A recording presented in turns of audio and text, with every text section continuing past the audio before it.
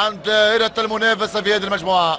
كرة أمامية، حواسي يونس يلعب كرة للوراء، تصل لجحاح، التمرير بالأخضر، يونس بالأخضر الهدف، الهدف للتطواني، رأسية خالد مكسيم، المغرب التطواني سجل.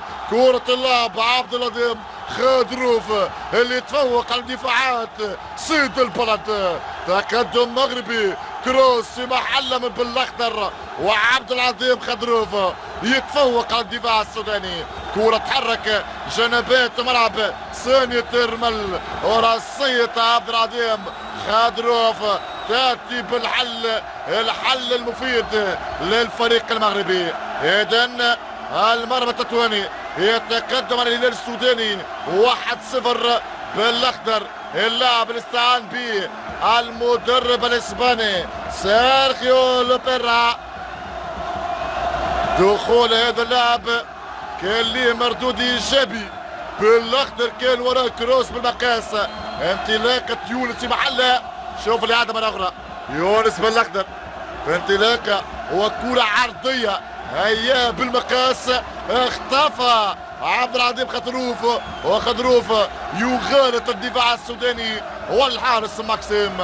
الإعادة للأسبقية المغربية.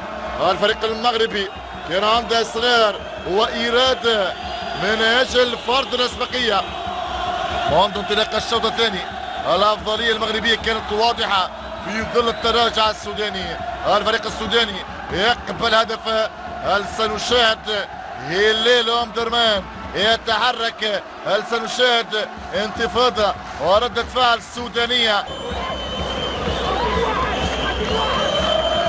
يبدو أن أندريس زانيا هو الأقرب لاعب رقم 28. أندريس زانيا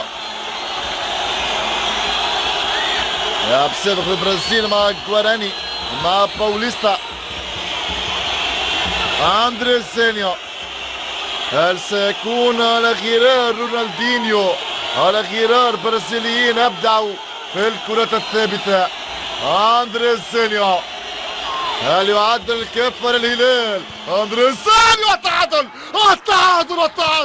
أندريس زانيا على غرار ريفيلينو، على غرار رونالدينيو، على غرار جونينيو، يعدل النتيجة البرازيلي من كرة ثابتة. إغالة اليوسفي، الهلال يدرك التعادل، الهلال يرفض الخسارة، يرفض السقوط.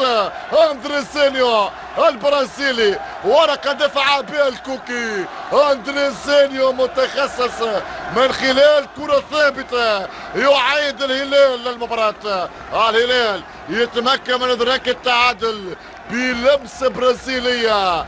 أندريس زانيا يضع كرة في المرمى، يضع في شباك الحارس اليوسفي، والهلال يعود للمباراة 1-1. هدف في كل شبكة.